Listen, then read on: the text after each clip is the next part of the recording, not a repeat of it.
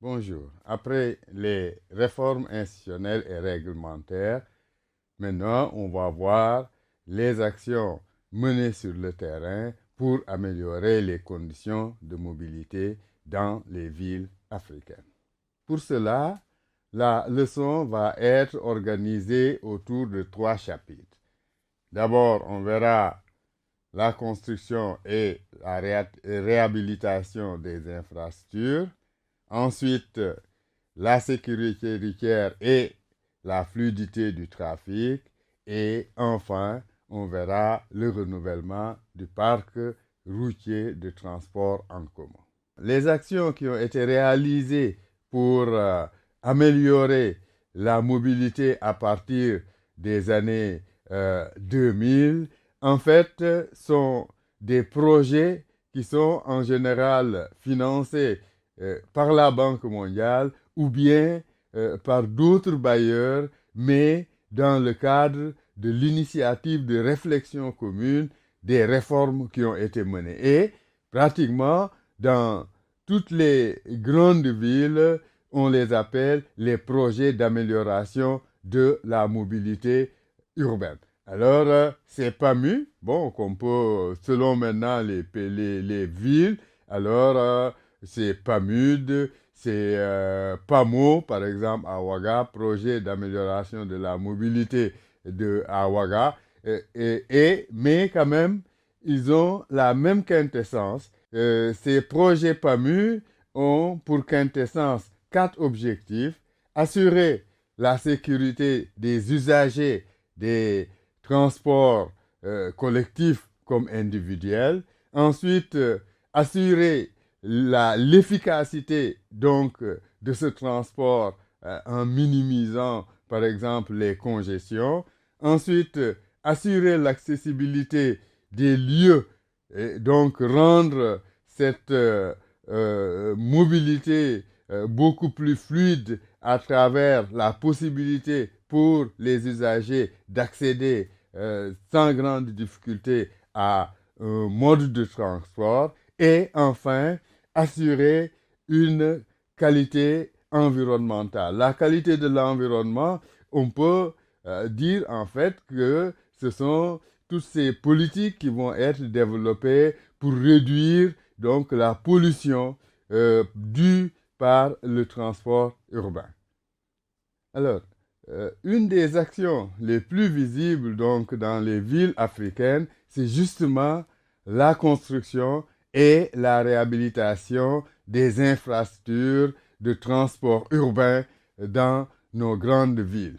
Ces actions donc de construction et de réhabilitation peuvent se voir dans toutes les grandes villes. Il y a depuis les années 2000 des grands chantiers qui ont pour objet la construction de voiries nouvelles, l'aménagement de gares routières, la grande gare routière de Treichville ou bien la gare des Beaux Maraîchers à Dakar. Nous avons l'aménagement de carrefours, l'aménagement d'ascenseurs, l'aménagement de voies rapides, donc de desserte entre le centre-ville et la banlieue, et également là où il y en a, il y a des infrastructures ferroviaires qui sont remises donc à niveau pour assurer le transport de banlieue. Nous l'avons, c'est vrai que le transport ferroviaire n'est pas très développé, mais on a eu le petit train bleu à Dakar, on a eu le développement du transport urbain par donc la voie ferrée à Kinshasa. On a vu également cette expérience de réhabilitation à Lagos pour pouvoir assurer une mobilité croissante de ces transports par la voie ferrée. Donc, et ces améliorations portent tant sur la voie en elle-même, souvent la voie est reprise sur des distances qui ne sont pas très grandes, et il y a également l'amélioration même avec l'acquisition de nouvelles rames, même si c'est souvent des rames réformées qui viennent des grandes entreprises publiques de transport ferroviaire des pays du Nord. Alors, à l'image, quelques exemples. À gauche, la construction de voies rapides pour permettre l'accès à la ville. Je vous parlais de la gare lagunaire de Treichville. Vous avez en bas, par exemple, le prolongement de la VDN que vous avez à droite qui va être prolongée à Dakar. Ce sont autant donc d'infrastructures qui ont été réalisées pour améliorer cette mobilité urbaine. Alors, un autre aspect toujours d'actions qui ont été menées dans le sens de l'amélioration, c'est en ce qui concerne la sécurité routière et la fluidité du trafic, au moins 3 actions qui sont menées ou en projet d'être menées. On a d'abord les campagnes de sensibilisation et d'information. Pratiquement dans toutes les grandes villes, le port de la ceinture étant devenu obligatoire, donc il y a une incitation donc à porter cette ceinture pour assurer la sécurité. Ces campagnes également portent sur le téléphone, l'utilisation du téléphone au volant, le port du casque par exemple pour les conducteurs de motocyclettes et de bicyclettes. Il y a également un autre volet qui porte sur la professionnalisation des opérateurs routiers, donc des opérateurs artisanaux de transport routier, donc en milieu urbain, en formant les chauffeurs, en formant les receveurs, donc en menant des formations en matière de gestion pour les transporteurs. Il y a également cet effort de réglementer le secteur des taxis-motos. Et là, on a donc des expériences plus ou moins réussies par exemple, on a à Bamako, à un certain moment, donc, on a imposé donc le port du casque pour assurer la sécurité. On a les émigrants à Cotonou et à Lomé, par exemple, où on a imposé donc le port de tenues qui puisse les distinguer, l'immatriculation donc des engins et tout ceci pour mettre de l'ordre donc et pour rendre beaucoup plus opérationnels donc ces secteurs artisanaux. Et enfin, il y a également la desserte en site propre parce que on s'est rendu compte que les entreprises publiques surtout ont été fortement diminuées dans leur capacité à assurer donc la pérennité de leurs entreprises du fait de la faible vitesse commerciale des autobus. Et de plus en plus, la tendance est à créer des projets de BRT, donc des bus sur voie réservée, et également, toujours pour prendre en charge cette mobilité de plus en plus importante dans les villes africaines, aujourd'hui de plus en plus, dans beaucoup de villes, on pense au métro, un transport de masse donc, et un transport donc sécur pour pouvoir prendre en charge des besoins grandissants de mobilité des citadins. Alors, donc, quelques images aussi. La réhabilitation des feux rouges, par exemple, sur l'image de gauche pour mieux gérer le trafic. Nous avons, par exemple, également les grandes infrastructures donc routières qui ont été aménagées, notamment les passerelles qu'on voit donc en arrière-plan. On voit ces passerelles donc pour assurer la sécurité donc des piétons de pouvoir traverser la voie rapide. Et vous avez donc au premier plan également ces ralentisseurs donc qui sont aménagés sur la voie pour pouvoir un peu gérer la vitesse donc de ces véhicules et assurer davantage leur sécurité.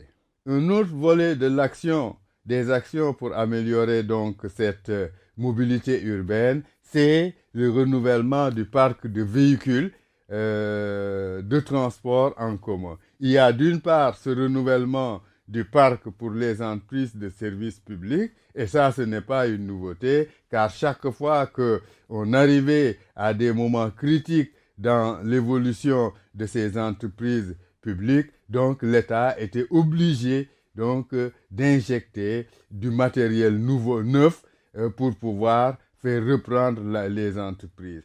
Mais c'est plutôt pour les opérateurs artisanaux que c'est devenu une innovation apportée par les politiques nouvelles de mobilité urbaine. Et ceci, on a plusieurs types de parcs qui sont renouvelés. Il y a donc surtout celui du parc des minibus. Ces minibus que l'on rencontre dans presque toutes les agglomérations urbaines donc africaines. On rencontre ces vieux minibus qui ont été du matériel réformé et qui ne sont même plus produits donc par les firmes automobiles. Et on va avoir donc de nouveaux véhicules qui vont arriver, et ceci souvent sous forme de leasing, sous forme de prêt donc à ces transporteurs pour pouvoir disposer de véhicules nouveaux contre les véhicules anciens qu'ils avaient. Et ceci est aussi valable pour les taxis. On voit que dans toutes les grandes villes, presque, on a donc un renouvellement du parc de taxis eurométriques, donc ces taxis officiels. Ce qu'il faut noter de nouveau dans ces opérations de renouvellement, c'est surtout le développement de la coopération sud-sud. Parce que jusque-là, l'essentiel donc des véhicules qui étaient importés, c'était des véhicules des grandes marques essentiellement européennes ou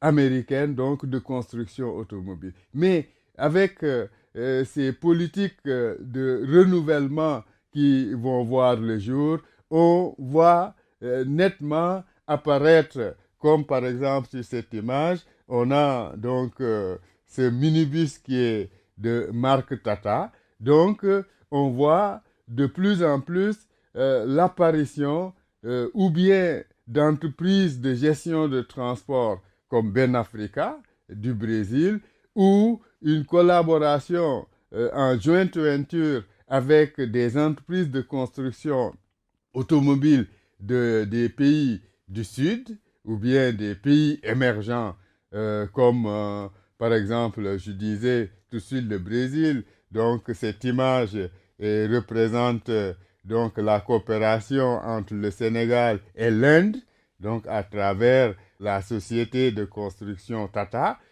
On a d'autres exemples qui portent sur une coopération avec les Algériens, une coopération avec les Chinois et les pays subsahariens pour l'acquisition de véhicules peut-être un peu plus adaptés à nos environnements, et également pour développer cette relation commerciale, mais également technique à travers donc les transferts de compétences vers les pays de l'Afrique subsaharienne. En conclusion, donc, ces politiques d'amélioration de la mobilité urbaine renvoient à une image, l'image de villes africaines en chantier physique, donc perceptible sur l'espace à travers les aménagements, mais également en chantier en termes de gouvernance. Si c'est vrai qu'il y a des résultats à faire qui ont été obtenus, il reste encore beaucoup à faire donc pour améliorer davantage cette mobilité urbaine. Voilà, nous arrivons au terme de cette leçon sur les actions d'amélioration de la mobilité urbaine. Dans la prochaine leçon, on va voir maintenant globalement quelles sont les contraintes et les perspectives donc de ces politiques de mobilité urbaine qui ont été menées dans les villes africaines. Au revoir.